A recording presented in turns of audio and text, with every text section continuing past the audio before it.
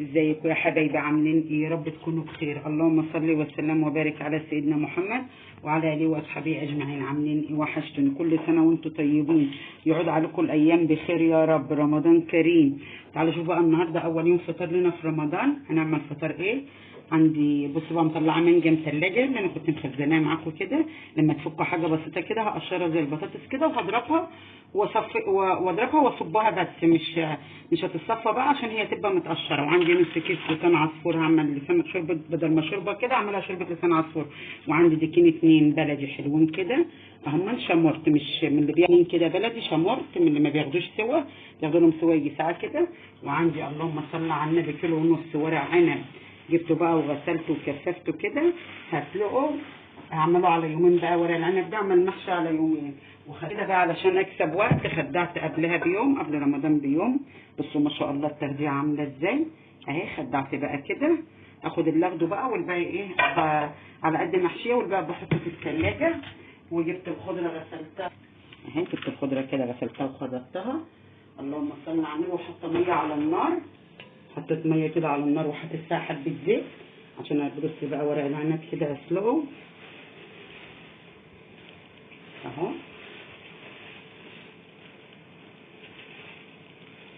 انا بقى قلت بدل ما ايه اعمل محشي يوم واحد، وانتوا عارفين ان المحشي بياخد غلبه شويه، بتعملوا بقى على يومين كده كده اسلقه على مرتين علشان يكسر نص يكسر مره واحده.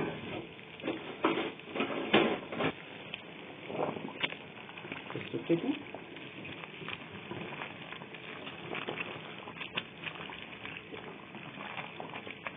معليه البوتاجاز. اما يستوي من تحت اروح قلبه بقى على الناحيه الثانيه اهو.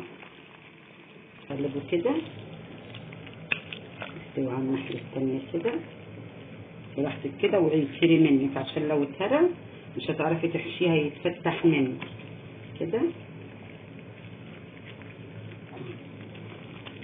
كده. ياخد غلوه ولا غلوتين كمان وهنشيله على مصر.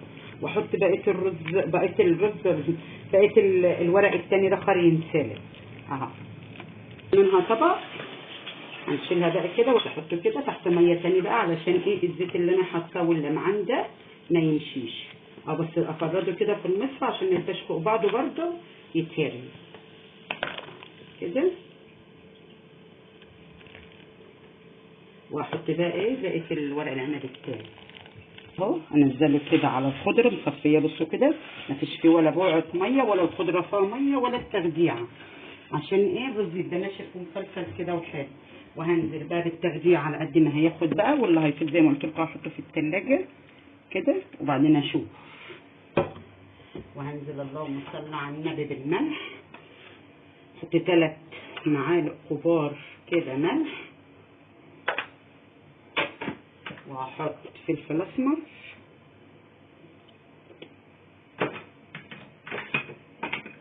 واحط توابل محشي كده. بهارات محشي كده بجيبها من عند العطار، حلوه وطعمها حلو على فكره قوي.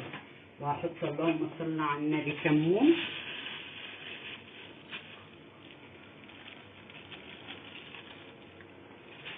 وهحط ايه تاني؟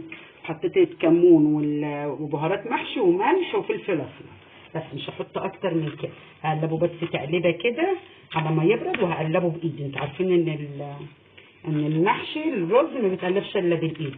على ما يهدى كده الميه غليت كده بالفراخ كده في الميه المغليه. زي ما قلت لكم انا ما بحبش احط لحمه او فراخ بتنسلق الا مع الميه كده. حطيت كده الديكين يغلوا الاول، اما يغلوا هشيل الرغوه بتاعتهم، وبعد كده احط لهم بقى البصل البصلايه والجزرايه والقطايه كده، وتحط لهم التوابل بتاعتهم بايدي زي ما قلت لكم. هي التخديعه سخنه بس ايه هستحمل بقى شويه، عشان انتوا عارفين تقليب الايد بيبقى غير تقليب المعلقه. الرز ما شاء الله عليه بص شكله عامل ازاي. قلبته تقليبه حلوه بايدي بقى كده ما شاء الله عليه. وبحط الخضره زي ما قلت لكم، الخضره بحطها كده ما بحطهاش في التخديعه، بصوا مصحصحه فيه كده وحلوه. اغسل بس ايدي هنا تخديعه، مش هجيب بقى حله نضيفه. انزل كده بصلايه مقطعات كده شرايح اهي وقطع فرد كده في الارضيه فرده حلوه كده